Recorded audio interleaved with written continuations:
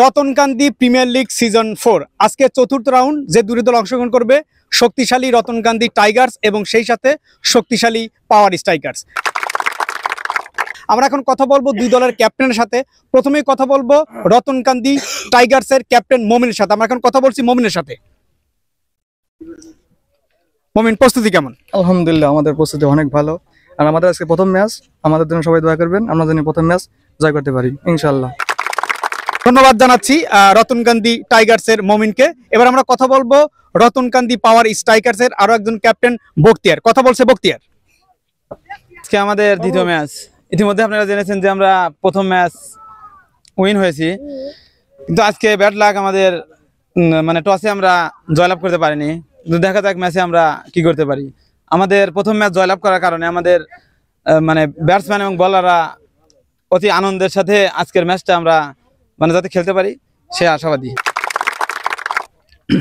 সৃজন FM 6700 তিনি আমাদের মাঝে প্রতিদিন এসে আমাদেরকে মানে একটি আনন্দমূলক ভিডিও বের করেন ফেসবুক, ইউটিউব এবং টিকটকের মাধ্যমে। তাদেরকে অসংখ্য ধন্যবাদ জানাই। আরও ধন্যবাদ জানাই এই টুর্নামেন্টের যারা টিম ওনার এবং প্লেয়ার আছেন সবাইকে, যারা অক্লান্ত পরিশ্রমের বিনিময়ে আমাদের এই টুর্নামেন্টে অংশগ্রহণ করেছেন। তাদের জন্য রইল শুভকামনা এবং ভালোবাসা। এখানে একটা কথা না বললে নয়, রতনকান্দি উত্তরপাড়া এবং দক্ষিণপাড়া এই দুই অঞ্চল মিলে একমাত্র শুধুমাত্র এই পাড়াতেই RPL হচ্ছে। এর জন্য কিন্তু আয়োজকরা একটা করতালি পাইতেই পারে। আমরা সবাই একটা করতালি দিই। অর্থাৎ শাহজাদপুরের একমাত্র অঞ্চল রতনকান্দি, সবচেয়ে বড় অঞ্চল, এবং বিভিন্ন অঞ্চলের জায়গা থেকে এই জায়গাটা উপরে রাখতে হয়। সেই জায়গা থেকে লিটনটা কাজ করে যাচ্ছে। শুভকামনা থাকবে লিটনদের জন্য। এখন কথা বলছে আয়োজক লিটন। কথা বলছি লিটনের সাথে। ধন্যবাদ সুজন ভাইকে। আসলে আয়োজক বলতে আসলে আমাদের এলাকার যে সকল প্লেয়ার বৃন্দ আছে, ওনাদের মন মানসিকতা এতই ভালো যে, আর ক্রিকেটকে এতই ভালোবাসে যে, ওনাদেরই আসলে সহযোগিতার কারণে আমাদের এত বড় একটা আয়োজন করা সম্ভব হয়। সেই সাথে আমাদের যারা RL ক্রিকেট ক্লাবের যারা সদস্যবৃন্দ আছে, তারা তো অতি আরও খেলার প্রতি আগ্রহ এবং এই খেলার প্রতি উৎসাহ করে, এবং আমাদের পিছনে যারা সিনিয়র বৃন্দ আছে ওনারা আরও মানে আমাদেরকে উৎসাহিত করে। এই জন্যই আসলে আমরা হয়তো সম্ভব হচ্ছি এত বড় একটা আয়োজন করার জন্য। আর সেই সাথে আজকে দুটি দলের জন্য শুভকামনা থাকবে যে যাতে ভালো করে এবং সবাই যাতে ভালো খেলে, এই আশা প্রত্যাশা করেই আমার বক্তব্য শেষ করছি।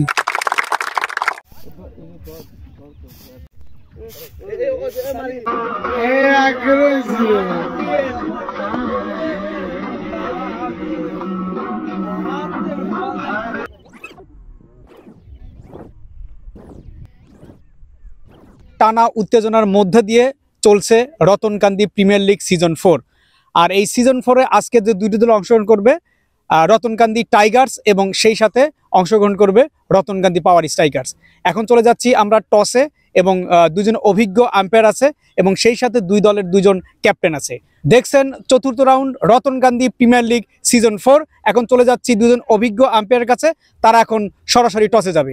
আর এই টস রাউন্ডে আছে দুইটা দল। প্রথম দল হচ্ছে রতনকান্দি টাইগার্স, মমিন ক্যাপ্টেন, এবং সেই সাথে রতনকান্দি পাওয়ার স্ট্রাইকারের ক্যাপ্টেন আছে বখতিয়ার। আমরা এখন চলে যাচ্ছি পাওয়ার টসে। টস দাও।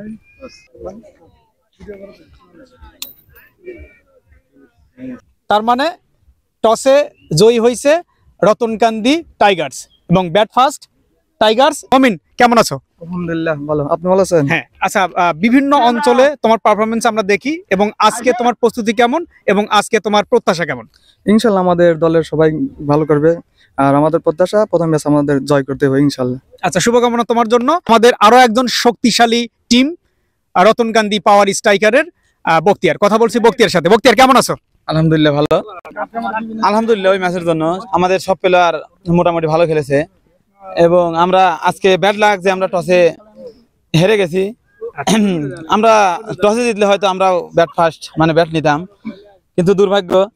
বাট সমস্যা নাই, দেখি সামনে আমাদের প্লেয়ার নিয়ে আমরা আশাবাদী যে আমরা এই ম্যাচটা জয়লাভ করে সেমিফাইনালে পদার্পণ করব। আচ্ছা, শুভকামনা তোমার জন্য।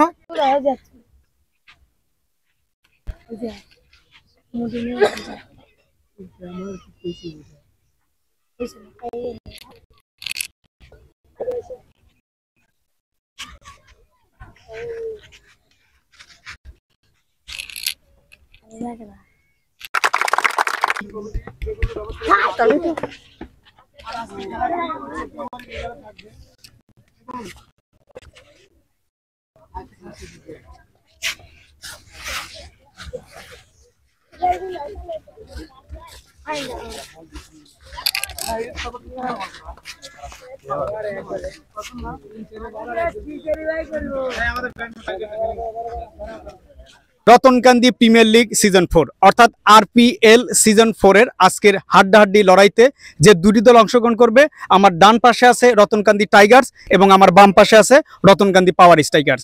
সবার জন্য শুভকামনা। দেখা হচ্ছে পরবর্তী রাউন্ডে। যে যেখানে যে অবস্থায় আমাদের আজকের ভিডিও দেখছেন সবার জন্য শুভকামনা। বিদায় নিচ্ছি। আল্লাহ হাফেজ।